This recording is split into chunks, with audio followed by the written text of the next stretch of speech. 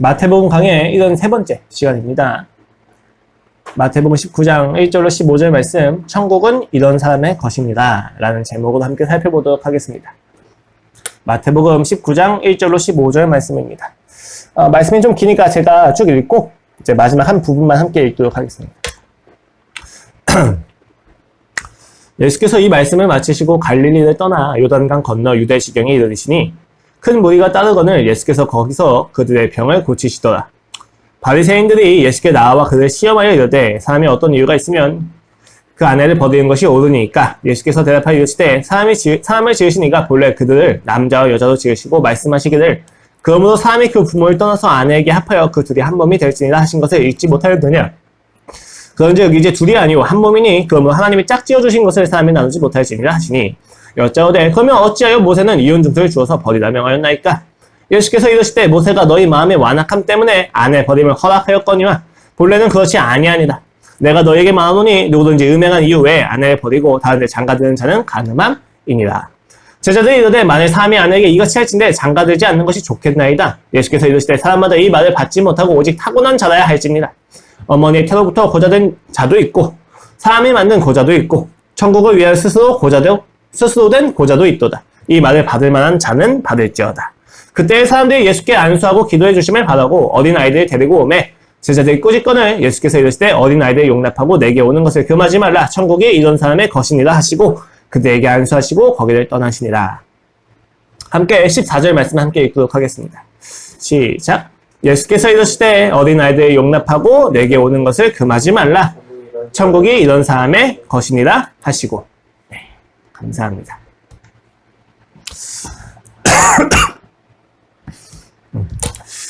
천국에서 누가 큰지를 묻는 베드로의 질문에 대해서 예수님이 18장 전체를 할애해서 형제를 대하는 하나님 나라의 원리를 설명해 주셨습니다. 차이를 가지고 차별하는 세상과 달리 하나님 나라는 가장 차별받는 자도 소중히 여기신다 라는 것이 핵심이었고, 죄를 지은 형제도 사랑을 돌이키려 한다는 것을 우리가 함께 보았습니다. 왜냐하면 하나님 나라는 피해자가 없이 모두가 동등한 가해자이기 때문이다 라고 얘기를 했죠. 모두가 용서받은 자들이란 거예요. 모두가 용서받았기 때문에 용서를 하는 것에 있어서 우리가 자유할 수 있다는 것입니다. 그리고 이때 이제 마태는 예수님의 공생애 중 마지막 6개월의 기록을 시작합니다. 오늘 본문부터 시작이 돼요. 갈릴리를 떠나서 유대 지역에 이르러서 예루살렘을 향하신 예수 그리스도의 여정을 이제 19장부터 쭉 22장까지 그려내면서 이제 이야기를 진행시키십니다. 이제 크게 이제 이 부분에 있어서 특히 네 번째 기사 모음집이죠. 이 부분은 두 가지 구조로 나누어져요. 예루살렘을 향하는 길과 예루살렘 입성 후의 이야기로 나누어집니다. 이제 여기서 좀 우리가 주요하게 볼 부분이 있다면 예수님께서 이제 기사 모음집인데도 불구하고 기적을 행하시는 부분보다는 논쟁하시는 부분이 조금 많다는 거예요. 이것은 세상 질서와 하나님 나라의 질서가 극명하게 대립이 된다는 것을 보여주고 있습니다. 그리고 오늘 본문은 그 예루살렘 여정을 시작하는 것을 그려내는데 세 가지 부분을 하나로 볼 수가 있어요. 먼저 1절에서 2절은 예수님께서 예루살렘을 향하는 여정 중에서 유대 지역에서 어떤 일을 행하셨는지 보여주십니다. 무리가 따라오고 지휘해 주시는 것이죠. 그리고 3에서 12절은 바리새인이 이혼을 가지고 시비를 거니까 그에 대해서 결혼을 가지고 대답을 해주신 것을 우리가 볼 수가 있고, 13절, 15절 말씀은 예수님께서 어린아이들을 제자들이 막지만 그 어린아이들을 받아들이면서 오히려 축복하시는 장면을 우리가 함께 볼 수가 있습니다. 이렇게 오늘 본문은 예루살렘을 향하시는 예수님의 그 발걸음에 대한 서론이에요. 여기서 예루살렘을 향한다는 것은 이제 본격적으로 십자가를 지는 길이 분명해진다는 것을 이야기합니다. 속이 안 좋네. 그가 예루살렘에 가까이 갈수록 그를 적게 하는 세력의 정체도 명확해집니다. 그리고 그들의 정체가 명확해질수록 예수님께서 우리에게 주시려고 하는 자유 역시도 명확해지고 있다는 것입니다. 그러면 우리는 오늘 본문을 이 세 가지 부분을 하나님 나라를 막는 세력의 정체를 보다 구체적으로 보는 것으로서 함께 볼 수가 있어요. 오늘 이 나눔을 통해서 우리는 하나님 나라를 누리지 못하는 것을 넘어서 하나님 나라의 인들을 방해하는 죄의 왜곡을 발견하고 주님의 사랑을 더욱더 깊이 누릴 수 있을 것입니다. 오늘 본문을 먼저 보시면 예수님께서 갈릴리를 떠나서 요단강 건너 유대 지역에 이르십니다. 즉 평소 사역을 하시던 변경 지역에서 이제 윗부분이죠. 북쪽의 지역에서 이제 수도 지역으로 내려오시는 거예요. 목적은 단 한 가지죠. 유월절이 되어서 예루살렘에 가시기 위함입니다. 이제 세 번째 방문이라고도 이야기하고 네 번째 방문이라고도 이야기를 하는데 어찌됐든지 간에 유월절을 맞이해서 예루살렘에서 예배 드리기 위하여 내려오신 거예요. 그리고 우리는 이것이 마지막 방문이라는 것을 알 수 있습니다. 이 방문을 끝으로 예수님은 십자가에 못 박혀 죽으시고 다시 부활하시기 때문입니다. 그리고 이제 마태는 예수님의 죽음을 점진적으로 강화시켜서 지금 표현하고 있는 중에 가깝습니다. 놀라운 것은 그 죽음을 향한 마지막 방문에서도 예수님은 자신을 따라온 무리들의 병을 고치신다는 거예요. 엄밀히 말해서 예수님께서 지금까지 베푸신 기적들의 목적이 무엇입니까? 그가 구약에서 예언되어 왔던 그 메시아다라는 것을 확인시켜 주시는 것이었어요. 구약의 예언을 성취하신 자로서 그가 나타나셨을 때 사람들은 그가 메시아라는 것을 확인할 수 있었다는 거죠. 눈먼 자가 눈을 뜨고 앉은 뱀이가 일어서고 귀신 들린 자가 귀신에서 자유하게 된 역사를 예수님이 행하셨을 때 그 유대인들이 구약에서 드디어 예언하던 메시아가 왔구나 하고 확인할 수 있었다는 것. 그것이 바로 표적과 기적의 목적이었습니다. 그리고 이 표적의 가장 중심되고 핵심되는 마지막 방법이 십자가에서의 죽음과 부활이었어요. 그는 이제 막바지에 이르렀습니다. 마지막 사역에 이르렀어요. 지금까지 행해오시던 그 모든 사역의 종합에 이제 이르렀다는 거예요. 그런데 그는 여전히 병든 자를 치유하고 계셨습니다. 여러분 생각을 해봅시다. 여러분이 30년 동안 목적했던 시험이 이제 얼마 안 남았습니다. 30년이라는 세월은 바로 이 시험 하나를 위해서 만들어진 나날이라고 이야기해도 과언이 아닐 정도였어요. 오늘 이 시험을 통과하지 못한다면 다시는 그 시험이 있지 않습니다. 이제 6개월 남아서 그 시험을 볼 수 있는 도시로 가서 방을 잡습니다. 그렇다면 이제부터 그가 할 일이 무엇입니까? 지금까지 공부했던 모든 내용을 종합하는 거예요. 그 6개월 동안 30년이 무의미해지지 않도록 집중하는 것. 그 시험 하나에 집중하는 것이 그가 바로 해야만 할 일입니다. 그리고 심지어 그 주변 사람들도 이것을 알고 있다면 그를 방해하지 않도록 배려하려고 노력을 할 것입니다. 그런데 예수님은 마지막 사역에 이르렀음에도 불구하고 자신을 따르는 무리들을 막지 않으시고 여전히 그들을 치유하십니다. 그는 그의 일상을 포기하지 않으시고 해야만 할 일을 맡아서 하셨다는 거예요. 오늘 이 사실은 우리에게 굉장히 큰 도전을 줍니다. 사랑하는 여인과의 결혼식이 있다고 해서 그 연인과의 관계에서 서로 사랑을 표현하고 일상을 나누지 않는다면 그 결혼식은 하나의 업무가 되고 무거운 의무가 될지 모릅니다. 결혼식을 했다고 해서 사랑이 생기는 것이 아니라 사랑을 하기 때문에 결혼식을 하는 것이기 때문에 우리가 평소에 해왔던 표현과 사랑을 포기해서는 안 된다는 것이죠. 그러나 때는 우리의 인생에서 매우 중요한 일이 많이 생길 때 우리는 왜곡이 일어납니다. 중요한 시험, 중요한 업무, 중요한 프로젝트, 다양하게 제시되는 인생의 중요한 일들 앞에서 우리는 지금까지 해왔던 그 일상을 무시하는 경우가 많이 있습니다.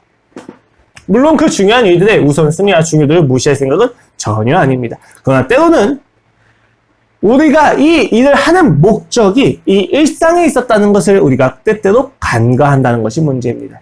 만일 예수님께서 십자가 사역을 얼마 남겨두지 않았다는 것을 이유로 자신들을 따라오는 무리들을 치유하지 않으셨다면 어떻게 되셨을까요?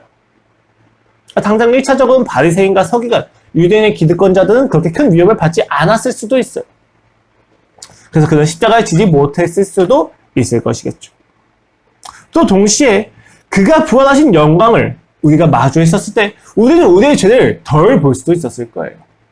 예수님께서 그들을 치유해 주시면 치유해 주실수록 사랑을 하면 하실수록 십자가에서 죽으시고 그가 부활하셨을 때 그 십자가의 죽음 앞에서 실망했던 모든 이들은 자신의 죄를 직면할 수 있기 때문이죠. 예수님께서 일상 속에서 해오셨던 그 치유의 사역들, 그 일상에서 해오셨던 그 사랑의 표현들은 결코 무의미하지 않았다는 것입니다. 오히려 이 사역을 통해서 예수 그리스도의 사역은 조금 더 명확해졌다는 것이죠. 제가 말하고자 하는 요점은 간단합니다. 그가 포기하지 않으셨던 일상이 오히려 그의 사역을 망치는 것이 아니라 그의 사역을 보다 명확하게 해주었다는 것이죠. 오늘 여러분도 기억하셔야만 합니다.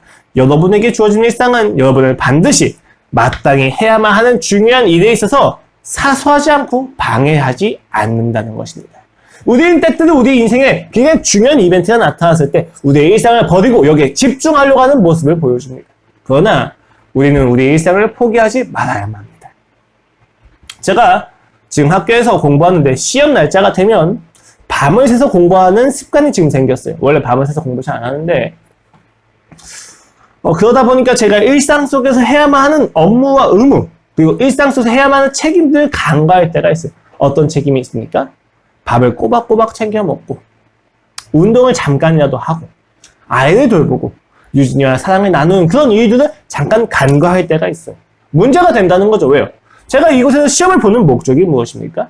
대학원에서 공부하는 목적이 무엇이에요? 장학금을 타려고 하는 목적이 무엇입니까? 우리 가정에 조금 더 안정적이고 편안하고 이 가정 안에서 사랑이 교통되어지는 것을 목적으로 하고 있는데 오히려 이 시험 자체에 함몰되어가지고 내가 해야 되는 그 사랑의 일상들을 포기해버렸다는 거예요. 물론 우리가 우리의 삶에서 가끔은 일상을 포기할 때가 있어요. 중요한 일을 하기 위해서. 그러나 그것이 반복이 되고 당연하다고 이야기를 한다면 그것은 무언가 문제가 있다는 것을 의미합니다. 이 일상을 영위하는 것이 이 중요한 일을 준비하는 것과 결코 마찰을 일으키지 않는데 우리는 때때로 그것이 마찰을 일으키고 충돌하는 것처럼 여겨서 우리가 소중히 해야만 하는 관계와 일상을 무시하게 된다는 것입니다. 그러나 여러분 사소하지 않습니다. 오히려 하나님께서 주시는 이 일상은 우리가 지금 맞닥뜨리는 중요한 일을 이루기 위해서 우리를 훈련시키시는 아주 중요한 수단이고 과정이라는 것을 우리는 기억해야만 합니다. 중요한 일을 허락하신 것도 하나님이시고 일상을 주신 것도 하나님이시라면 우리가 이 일상 속에서 해야만 하는 그 책임을 매일매일 쌓아두는 것은 하나님께서 우리를 창조하신 목적과 결코 무관할 수가 없다는 것입니다. 인생의 일상을 무시하다가 드라마틱한 순간에 드라마틱하게 순교를 결심하는 것은 신앙이 아닙니다. 그 순교의 각오를 가지고 오늘의 일상을 살아내는 것이 바로 신앙이라는 것입니다. 아침에 깰 때 나의 감정이 요동쳐서 조금 더 자려고 하는 순간 나의 감정이 어떤 일들 때문에 어떤 산들로 인해서 감정이 치밀어 올라서 주인됨을 주장할 때 그 절망을 내가 주님께 드리고 그 감정을 부인하여 내가 나의 일상을 지켜내는 그것이 그리고 그 일상을 지켜내기 위해서 내가 순교의 각오를 가지고 살아가는 것이 바로 신앙이라는 것입니다. 만약 그렇지 않다면 그날에 이루어질 하나님의 그 놀라운 영광이 우리에게 무의미하게 느껴질 수도 있습니다. 왜 그렇습니까? 하나님의 영광은 비로소 이 일상 속에 가득하기 때문에 우리는 일상을 결코 무시해서는 안 됩니다. 그 예수 그리스도도 그 일상을 무시하지 않으셨다는 것이 오늘 본문을 통해서 다시 한번 상기되어지고 있습니다. 자, 이런 예수님의 일상적인 치유 사역은 유대에 있는 기득권자들에게 위협이 되었습니다. 십자가로 가는 또 다른 한 발걸음이었죠. 그래서 이제 가장 먼저 바리새인들이 와서 예수님을 시험하기 시작합니다. 당시에는 제가 이미 말씀드린 바가 있어요. 샴마이 학파가 있고 힐렐 학파가 있는데 샴마이 학파는 문자적인 해석을 주장하는 보수적인 자들이었고 힐렐 학파는 이제 자유로운 해석을 주장하는 진보적인 자들이었습니다.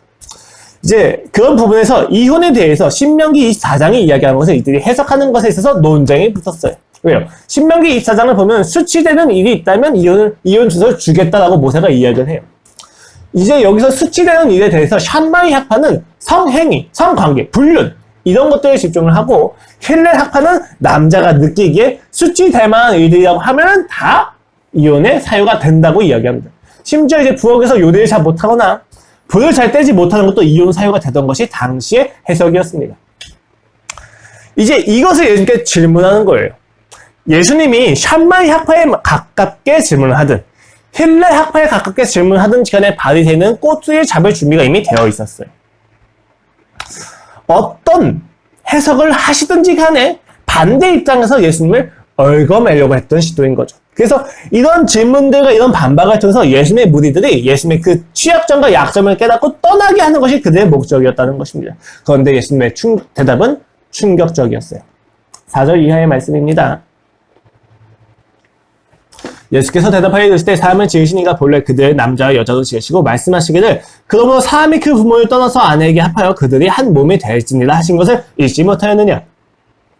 그런즉 이제 둘이 아니요 한 몸이니 그러므로 하나님이 짝지어 주신 것을 사람이 나누지 못할지니라 하시니. 이혼에 대해서 물어봤는데 예수님은 결혼에 대해서 대답을 하십니다. 심지어 예수님은 모세의 율법보다 앞선 창조 기사를 가지고 그 근거를 가지고 이야기를 하세요. 결혼의 목적은 이혼이 아니라 연합이다 라고 이야기하시는 거죠. 어떤 점에서는 샴마이 학파의 보수적인 관점을 지지하는 것처럼 보이지만 보다 보수적인 입장을 보여주시는 거예요. 바리새인들이 좀 벙찔 수밖에 없었을 겁니다. 어떤 한 입장을 선택을 하셔서 그 입장에 대해서 반박을 하려고 했는데 그 입장보다 보다 근본적인 이야기를 하시는 거예요. 그러니까 벙찔 수밖에 없죠. 그들의 선택은 반박이었습니다. 어떻게든지 간에 자신들의 틀 안으로 예수님이 끌어들이려고 했던 거예요. 신명기 24장을 기초로 그렇다면 모세가 왜 이혼 증서를 허용했습니까? 라고 물어보는 것이죠. 예수님은 그들의 완악함 때문에 그것이 되었다라고 이야기를 합니다. 여러분 이거 굉장히 간단한 이야기고 지금 이 바리새인들이 얼마나 어리석은지 확인할 수가 있어요. 여러분 생각을 해보십시오. 여러분 종종 경고문이나 안내문을 보실 때가 있을 거예요. 예컨대 무단횡단으로 인해서 교통사고가 자주 나는 도로가 있어요. 이 도로에 안내판이 붙는 거죠. 무단횡단을 하지 마시오. 근데 그 밑에 작게 이렇게 써 있습니다. 그럼에도 불구하고 무단횡단을 해야만 하는 상황이 있다면 양옆을 잘 살펴보세요. 생각보다 차가 빨리 옵니다. 라는 문구가 적혀져 있어요. 이 문구를 보고 우리가 무단횡단을 하는 것이 허락이 되었구나. 그러니까 우리가 무단횡단을 하자라고 이야기하는 것은 매우 어리석은 이야기입니다. 또 결혼식 주례를 한번 생각해 보십시오. 행복하다고 이제 결혼식 주례를 하는데 부부간의 다툼이 있을 수 있다는 것을 주례자가 이제 인식을 하기 때문에 만약에 부부간의 다툼이 있다면 다투지 않는 부부가 없다는 것을 인식하시고 서로 끝까지 사랑하십시오 라고 주례를 했다고 생각을 해봅시다. 그렇다면 이 주례를 들은 부부가 부부싸움은 무조건 해야만 하는구나. 그냥 우리 부부싸움을 하자 라고 이야기하는 것일까요? 어리석은 일이죠. 부부싸움이 만약에 일어난다면 일어나지 않는 것이 베스트인데 일어난다면 그 일어난 상황 속에서 어떻게 해야 되는지에 대해서 이야기해주는 것이 어떻게 그 상황을 허락해주는 것이 되냐는 거예요.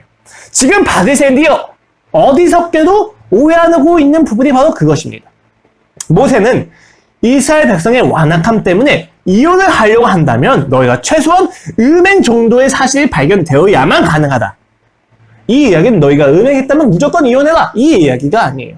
결혼을 했다면 지켜야 되는 것인데 그냥 무조건 이혼해. 이게 아니란 말이에요. 왜냐하면 당시에 거대 근동에서는 여자의 그 인권이 굉장히 낮았기 때문에 불륜 사실과 상관없이 이혼이 가능했어요. 그냥 기분이 나쁘면 이혼이 가능했단 말이에요. 심지어 일부 다처제가 있었잖아요. 이제 그런 상황 속에서 그들의 완악함 때문에 모세가 하나님의 질서를 가지고 너희가 적어도 이혼을 하려면 이만큼의 사실이 있어야만 이혼을 생각할 수 있는 거야 라고 이야기하는 것을 가지고 이들은 그래 이혼이 허락이 되었구나 이혼을 하자 라고 이야기를 하고 있다는 거예요. 이에 대해서 예수님이 하신 지적이 너무 간단한 거죠. 야 결혼은 연합이야. 이혼이 불가능하단다 라는 이야기를 하시는 겁니다. 예수님의 대답은 바리새인들의 왜곡을 정확히 지적하십니다. 여러분 생각해보시죠. 지금 이들이 질문하는 내용이 뭐냐면 이런 거랑 같아요. 신호등을 두고 통행을 허락하는 색깔이 청색인지 초록색인지를 다투는 거예요. 중요한 건 어떤 색깔로 표현하든지 간에 저 색깔이 띄었을 때 통행을 해야만 하는 것이고 저 색깔이 아닐 때는 통행을 하면 안 된다. 이것이 중요한 건데 지금 바리새인들은 야, 저 색깔이 초록색이냐 아니면 푸른색이냐 라는 것을 가지고 다투고 있다는 거예요. 완전 본질에서 어긋나 있는 것이죠. 이건 가족 간에서도 얼마든지 이야기할 수 있는 부분이에요. 아내가 남편한테 이야기한다. 일찍 와. 같이 밥 먹게. 혹시 늦으면 연락하고. 혹시 늦으면 연락하고에 꽂혀가지고 남편이 매일매일 연락을 하고 늦어요. 외박을 해요. 그러면은 이게 지금 아내가 이야기했던 바에 대해서 충분히 수용이 됐던 것이겠습니까? 당연히 아니겠죠. 근데 심지어 이것 때문에 다투는데 뭘로 다투냐면 늦게 오는 시간의 기준이 무엇인지 가지고 이야기를 하는 거예요. 아내는 적어도 일찍 오는 시간이라는 것은 8시 안에 와야 돼. 남편은 적어도 12시 이후에 들어오는 게 늦게 오는 거야. 그 안에 들어오면 다 일찍 오는 거지 하고 이야기를 하는 거예요. 그럼 이걸 가지고 막 다퉈요. 그래서 자기네끼리 합의를 해가지고 10시에 들어오는 것은 늦은 게 아니야 라는 것이 합의가 나요. 그러면 이 아내하고 이 남편이 다투지 않을까요? 아니겠죠. 더 나아가서 남편이 진짜 매일매일 10시 안에 들어와요. 그러면은 다투지 않을까요? 아닐 것입니다. 문제는 몇 시에 들어오냐가 중요한 게 아니고 같이 와서 식사를 하면서 일상적인 대화를 나누고 싶어하는 아내의 사랑. 그리고 그 사랑을 존중하지 않는 남편의 어떤 의무, 해야만 하는 일들이 있는 것에 있어서 가정과 직장 사이에서 겪고 있는 갈등들. 이런 것들이 나누어져야 되는데 이런 것들을 나누지 않고 헛된 것들을 나누고 있다는 거예요. 그리고 이것을 막 나누고 자기 입장을 관철시키기 위해서 막 노력을 합니다. 청색인지 초록색인지를 막 이야기해요. 우리 인간의 눈이 얼만큼의 색깔을 청색으로 표현해야 되고 어떤 부분에 있어서의 색깔은 그 프리즘에 있어서 어떤 부분의 색깔은 초록색으로 표현해야 되는지 막 이야기해요. 무슨 의미가 있습니까? 그런데 우리가 신앙생활을 그렇게 할 때가 많이 있습니다. 어떤 것이 죄인지, 어떤 것이 죄가 아닌지에 대해서 이야기할 때 본질적인 부분을 빼고 이야기를 하는 거예요. 그러면 신앙생활에 있어서 아무런 유익이 없습니다. 거룩을 가지고 이야기할 때 어느 정도의 수준과 어느 정도의 비중을 가지고 내가 이만큼 잘 살고 이만큼 착하게 살고 기도를 몇 시간 하면 내가 말씀을 몇 페이지 읽으면 나는 거룩한 자라고 주장을 하기 시작한다는 걸 다 거짓말입니다. 그것을 가지고 거룩은 있을 수 없어요. 죄는 하나님과의 관계에서 우리가 하나님을 떠날 때 죄가 성립이 되고 거룩은 하나님과의 관계에서 하나님을 닮아가고 하나님을 바라보고 있을 때 성립이 된단 말이에요. 그런데 이런 부분들에 있어서 너무 디테일하고 너무 사변적인 부분을 이야기하는 우리의 심리는 바리새인들이 가지고 있는 말씀에 대한 왜곡과 같습니다. 그 왜곡의 본질이 무엇이에요? 거룩한 인생을 살려고 하는 적극적인보다 죄를 짓지 않고 살려고 하는 소극적인 태도입니다. 이러한 태도들은 이어지는 제자들과의 질의응답을 가지고도 다시 한번 확인할 수가 있어요. 이어지는 본문에서 제자들은 굉장히 어리석게 이야기합니다. 예수님의 대답을 듣고 이렇게 이야기하죠. 만일 사람이 아내에게 이같이 할진대 이렇게까지 연합이 중요하고 결혼을 하면 이혼할 수가 없다면 차라리 장가되지 않는 것이 좋겠나이다. 아주 우스운 이야기죠. 율법의 진리를 알려주자 오히려 그 율법 자체를 거부하기 시작합니다. 왜요? 그 율법이 그들에게 굉장히 큰 억압으로 다가왔다는 거예요. 이미 그 전에도 율법이 억압이었거든요. 근데 예수님이 하신 대답을 듣고 더 억압을 느끼고 있어요. 왜 그렇습니까? 이들이 지금 생각하는 건 이런 거랑 같아요. 어설프게 간음의 죄를 지을 바에는 수 있는 위험에 처할 바에는 차라리 간음을 지을 수 있는 가능성을 아예 삭제시켜버리겠다. 내가 차라리 결혼하지 않겠다는 거예요. 결혼을 하게 되면 이혼하는 것 자체가 간음이라고 이야기하시니까 차라리 나는 결혼하지 않고 내가 그냥 간음을 저지르지 않을 수 있는 가능성에 거하겠다라고 이야기하는 거죠. 이 제자들과 바리새인들의 사고방식은 같습니다. 죄를 짓지 않는 인생에 집중하는 것이죠. 이만큼 왜곡이 되어 있어요. 예수님께서 하나님께서 율법을 주셨을 땐 야 너희가 최대한 죄를 짓지 않고 살아가 아니에요. 너희가 이런 율법들을 가지고 기준을 삼아서 너희의 인생이 죄가 되면 될수록 더욱더 나에게 와서 제사를 드리고 너희 죄를 사해준 나의 은혜를 경험하고 나의 긍휼을 경험하라. 이것이 목적인데 이제는 그 죄 앞에서 내가 조금이라도 하나님 앞에서 엎드리고 사죄하며 긍휼을 구하는 태도를 짓지 않기 위해서 죄를 짓지 않는 것에 집중하고 있다는 것이에요. 그래서 예수님은 이렇게 대답하십니다. 예수께서 이러시되 사람마다 이 말을 받지 못하고 오직 타고난 자라야 할지니라. 어머니는 태로부터 된 고자도 있고 사람이 만든 고자도 있고 천국을 위하여 스스로 된 고자도 있도다. 이 말을 받을 자는 받을지어다. 세 가지 종류의 고자가 있어요. 근데 첫 번째와 두 번째 고자는 어떤 고자예요? 타의에 의해서 만들어진 고자입니다. 근데 세 번째 고자는 스스로 된 고자라고 이야기가 되고 있어요. 무슨 이야기입니까? 야, 독신도 너희가 이해할 때 그냥 죄를 짓지 않기 위해서 독신하는 게 아니야. 소극적인 이유를 가지고 부정적인 이유를 가지고 독신이 되는 것이 아니라 보다 적극적인 의미로 하나님 나라를 위한 열심이 있었을 때 독신이 되어지는 거란다. 너희가 지금 착각하고 있단다. 이 말을 받지 못하고 오직 타고난 자라야 할지니라. 무슨 이야기입니까? 다시 태어난 자만 이것을 이해할 수 있다는 이야기예요.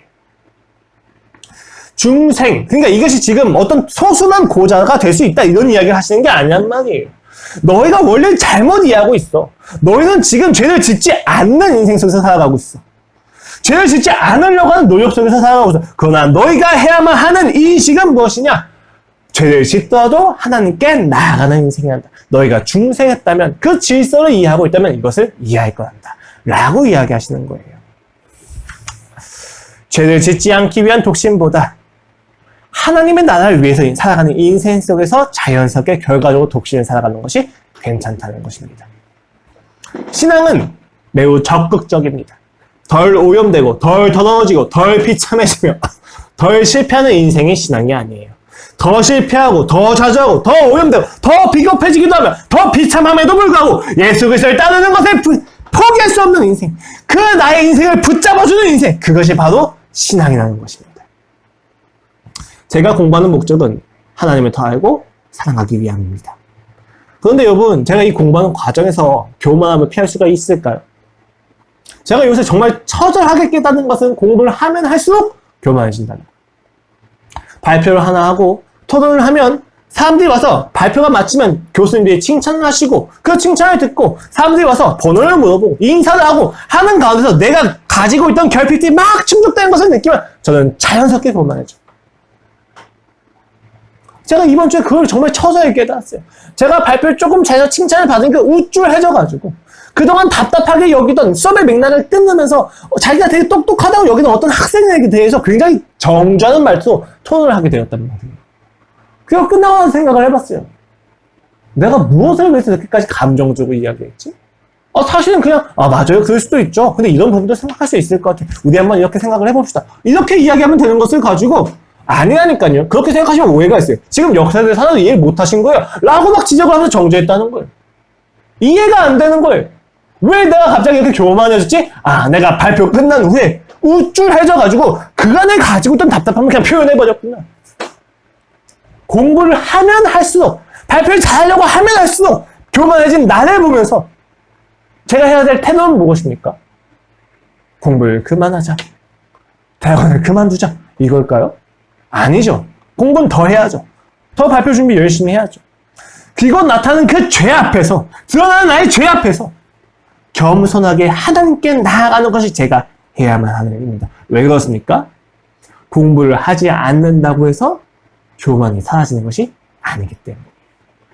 설교할 때도 마찬가지예요, 여러분. 제가 설교하다 보면 자아도취에 빠지는 경우가 있을까요, 없을까요? 물론 굉장히 부족한 설교인데도 불구하고 자아도취에 빠지는 순간들이 있어요. 자아도취에 빠지는 그 죄의 순간들이 무서워서 나 더 이상 설교 준비 안 할 거야. 나 더 이상 설교하지 않을래. 우리 예배 그냥 찬양만 드리자. 라고 이야기할 수 있을까요? 이러한 태도가 오늘 바리새인과 제자들의 태도였다는 거예요. 그럴 수 없다는 거예요. 오히려 우리가 이 맡겨진 자리에서 있으면서 성실하게 할 때 내가 교만해진 이유는 무엇이냐? 설교를 한다. 공부를 한다가 아니에요. 하나님을 떠난 나의 마음 때문에 한 것이에요. 설교를 안 한다고 해서 공부를 안 한다고 해서 내가 실패하지 않는 것 아니고 내가 죄인이 아닌 것이 아닙니다. 드러나지 않게 더욱더 위험한 순간에 빠지겠지요.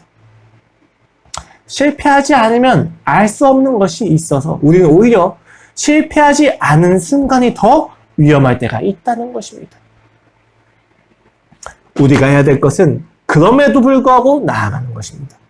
그럼에도 불구하고 공부하는 것이고 그럼에도 불구하고 설교를 하는 것입니다. 주님 앞에 온전하지 않음을 깨닫고 오히려 내 죄가 드러나는 것을 알아가면서도 나아가는 것이 신앙이에요. 왜 그렇습니까?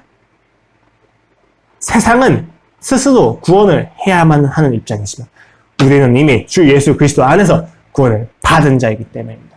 그래서 우리는 실패를 직면할 수 있어요. 그 실패 안에서 영광을 볼 수가 있어요. 왜요? 나의 자격과 조건이 아니라 주님의 자격과 조건이 나를 구원했기 때문입니다. 그리고 오늘 본문은 충격적인 이야기를 하죠. 예수님께 어린 아이들을 데리고 온 사람들이 있어요. 근데 제자들이 그것을 막습니다. 굉장히 중요합니다. 왜요? 바리새인으로부터 이어지는 그 세상의 원리, 스스로 구원받는 것에 집중해서 죄를 짓지 않기 위해서 살아가는 자들의 인생에서는 반드시 하나님 나라의 원리를 방해하는, 하나님 나라의 임재를 방해하는 것이 나타나기 때문입니다. 당연히 자신의 죄를 짓지 않기 위해서 집중하다 보니까 다른 사람들이 죄를 짓는 것에 민감해지죠. 죄를 짓더라도 나아가는 사람들 입장에서는 죄를 짓는 사람들이 이해가 돼요. 근데 죄를 짓지 않기 위해서 노력하는 자들에게 죄를 지으면서 나아가는 인생들이 이해가 안 되는 것이죠. 예수님이 바빠 보이잖아요. 굉장히 바쁘시잖아요, 예수님. 제자들이 생각할 땐 보다 더 중요한 사람들하고 시간을 보내셔야 되고 보다 더 높은 권력들과 관계를 가지셔야 돼요. 그래서 이렇게 하류에 있는 하층민들과 다닐 때가 아니란 말이에요. 그러니까 심지어 2등 심으로 여기는 어린 아이들을 데리고 오는 걸 보니까 제자들이 빡이 돈 거예요. 화가 난 거예요. 그래서 오지 마세요. 가세요. 예수님 더 중요한 일을 하셔야 돼요. 막 막고 있는 거예요. 예수님이 뭐라고 하시잖아요. 예수께서 이르시되 어린 아이들이 용납하고 내게 오는 것을 금하지 말라. 뭐하고 이야기하십니까? 천국은 이런 사람의 것이니라. 제자들은 자신이 이미 천국에 있었다고 이야기하고 있었어요. 생각하고 있었어요. 그렇기 때문에 천국에 있는 자신의 바운드를 지키기 위해서 막고 있었단 말이에요. 너희는 천국에 올 자격이 없어. 예수님께서 그들을 정확히 지적하십니다. 통렬하게 이야기하시는 거죠. 야, 천국은 너희의 것이 아니라 이런 자들의 것이야. 너희가 천국에 있다고 오해하고 있구나. 아니야.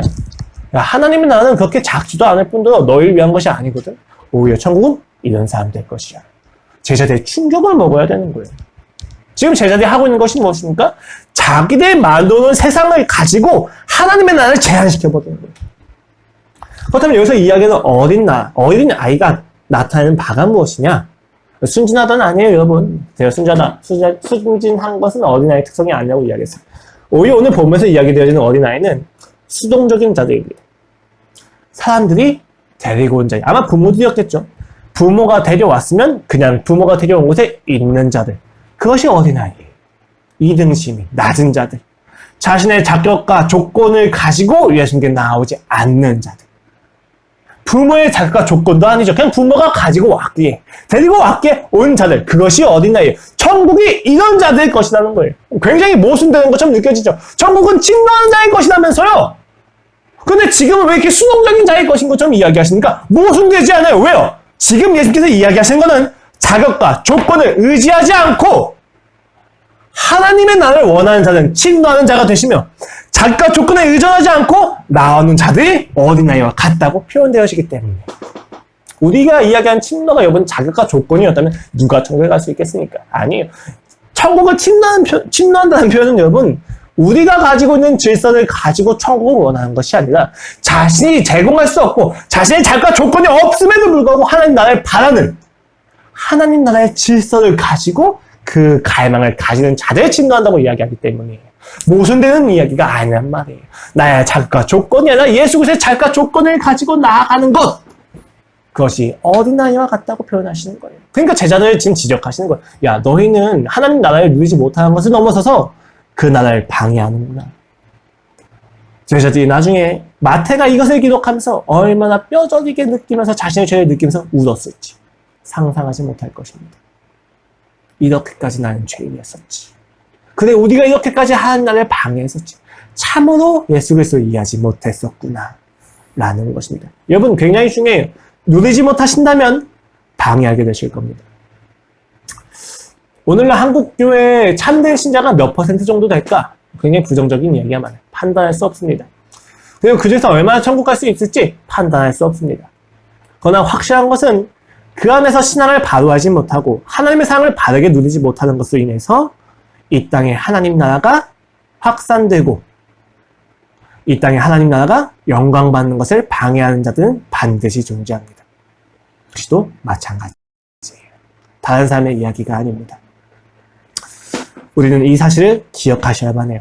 오늘 여러분이 하나님의 나라를 누리지 못한다면 그 일상 속에서 누리지 못하고 단순히 죄를 피하는 것에 집중을 하신다면 여러분을 통해서 역사하실 하나님의 나라가 제한되는 것처럼 느껴질 수가 있다는 것입니다.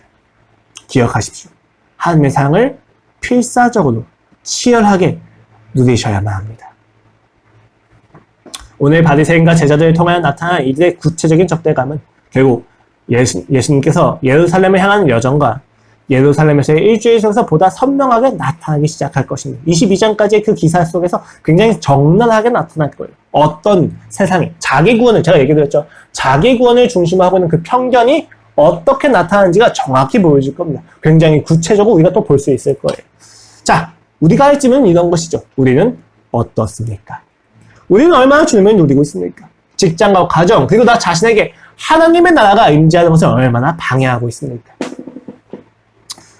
때로 우리는 하나님을 방해하는 선봉이 될 수 있다는 것을 기억하시고 내가 하나님 나라를 누리지 못하고 있다면 다시 한번 주님 앞에 나아가 긍휼을 구하십시오. 내가 죄인인데도 불구하고 하나님 앞에 나아간다는 것이 바로 하나님의 나라의 질서를 누리는 아주 중요한 방법이기 때문입니다. 누군가 물어볼 수 있어요. 그래서 뭐 어쩌라고. 내 죄됨이 드러나는데 난 하나님께 나아갈 수가 없어. 내가 누리지 못하는 게 방해되는데 내가 뭐 어쩌라고. 난 못 나아가겠다니까?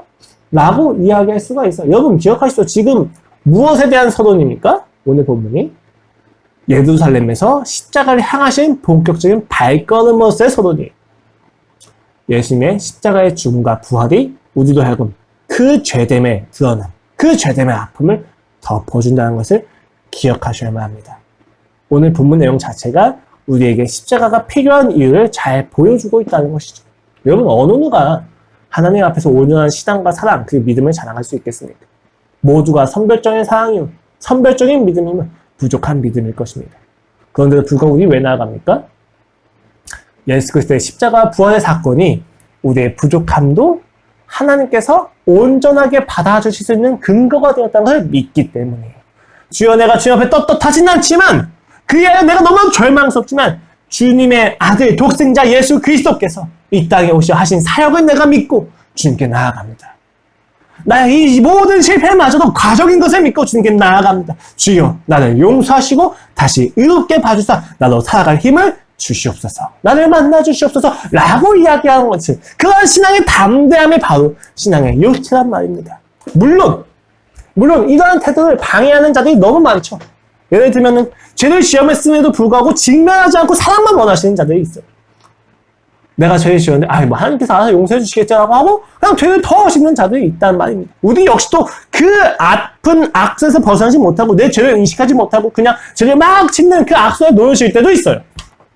그런 걸 보면 하나님의 은혜를 빙자해서 우리가 살아갈 수도 있으니까 하나님의 은혜를 우리 마음대로 쓰지 말자라고 이야기할 수 있는 것도 현실이고 분노할 수도 있습니다. 아니 어떻게 그리스도인이라고 하는 자들이 더욱더 저렇게 죄인이지? 어떻게 세상도 더 저렇게 악할 수 있지? 분노가 올라오면서 나는 저렇게 살지 않을 거야 라고 이야기할 수 있습니다. 그러나 여러분 우리가 가진 분노는 예수 그리스도의 사랑에 대한 분노가 아니라 그 사랑에 마땅하게 살아가지 못하는 자들에 대한 분노입니다. 예수 그리스도의 사랑을 자신의 죄를 합리화시키기 위해서 살아가는 자들에 대한 분노지 복음에 대한 분노가 아니라는 것이에요. 이것을 기억하셔야만 합니다. 예수 그리스도의 사랑을 받으십시오. 예수 그리스도의 사랑을 더욱 의존하십시오. 여러분한테 제가 사랑을 의존하라고 이야기하는 까닭은 그리고 이 이야기의 의미는 죄를 피하라는 이야기가 아니에요. 그 사랑이 있기 때문에 죄도 직면할 수 있다는 것입니다. 제가 어린 시절에 어떤 책인지 기억은 안 나요. 근데 책에 있는데 어떤 아이가 실수를 했어요. 근데 그 실수를 아빠한테 숨기지 않고 이야기를 했어요. 그랬더니 아버지가 그 실수를 밝힌 것에 오히려 고마워하면서 칭찬을 했다라고 하는 기록이 있었어요. 제가 저기 어떤 위인전인데 기억이 안 납니다. 제가 그 위인전을 이거 굉장히 감명 깊게 봐서 제가 어떤 죄를 짓고 어떤 잘못을 저질렀을 때 엄마 아빠한테 숨기지 않고 엄마 아빠 내가 이런 거 잘못했어요 라고 이야기한 적이 있어요. 그럼 이제 제가 기대했던 반응은 엄마 아빠가 우리 아이가 잘못을 숨기지 않았으니 잘했다. 내가 너의 죄를 용서하고 내가 너를 우리의 정말 착한 아들이라고 인정을 해주겠다 이렇게 박수 쳐주는 거 원했었는데 우리 엄마 아빠는 이제 매를 드셨죠. 잘못한 것을 하면 혼나는구나 라고 이제 인식이 되어지는 순간들이었어요. 근데 여러분 이게 굉장히 중요한 비유예요. 왜냐하면 제가 만약에 엄마 아빠한테 이야기했을 때 엄마 아빠 내가 이런 죄를 저질러서 너무너무 죄송하고 너무너무 안타깝고 너무너무 죄스러워요 라고 울면서 이야기했다면 좀 달랐을 거예요. 아마 엄마 아빠가 봤을 때 제가 죄를 막 당당하게 이야기한 걸 보니까 이 자식 봐 라고 하는 마음이 있지 않았을까 생각이 들어요. 그렇습니다 여러분. 우리가 부모님을 향해서 가진 신뢰는 우리의 죄를 아무렇지도 않게 만들기도 해요. 그 신뢰가 없는 게 문제인 거죠. 신뢰를 가지십시오. 때때로 이것을 오용하는 자들을 보시고 그 신뢰를 의심하지 마시고 그들이 잘못됐다는 것을 분별하시고 하나님 앞에 그 사랑에 우리를 맡겨드려도 된다는 신뢰를 회복하셔야만 합니다. 과정이에요. 심지어 한국교회의 이러한 아픔들과 슬픔들과 아주 적나라한 죄들도 과정이에요. 이거 과정이라고 이야기하는 까닭은 괜찮다는 이야기가 아니라 우리가 이것들 역시도 과정으로 받아들이고 이 한국교회를 위해서 함께 기도해야만 한다는 의미입니다. 이 부분은 우리가 같이 기도해야 될 부분이죠. 가족과 교회가 주변 친구가 직장 동료들이 조금 부족해 보이지 않습니까? 판단되지 않습니까? 왜 저 사람은 저렇게 사는 거지? 라고 판단이 될 수가 있어요. 여러분 그들을 품지 못하는 우리야말로 과정입니다. 그들을 품으라는 이야기가 죄를 지적하지 말라는 이야기가 아니잖아요. 그 죄를 직면시켜 주시면서 그 죄를 직면할 수 있도록 그에게 힘을 주면서 그가 되돌아갔을 때 언제든지 되돌아올 수 있는 장소가 되는 것. 그것이 우리가 품는 방법이란 말입니다. 품으십시오. 더 여유를 가지세요. 어떻게 가능합니까? 여러분이 예수 그리스도의 십자가 앞에서 용서받았다는 것을 알았을 때 그것이 가능합니다. 그는 모든 거룩과 영광을 가지고 죄를 피하지 않으시고 죄를 이기셨습니다. 그 십자가의 고난과 그 후에 영광스러운 부활이야말로 우리와 하여금 그 인생에서 나아갈 수 있는 힘을 줍니다. 여러분, 여러분이 실패하셨다고 해서 부족하다고 해서 죄를 많이 졌다고 해서 절망하십시오.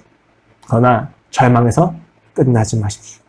일어설 수 있습니다. 나아갈 수 있습니다.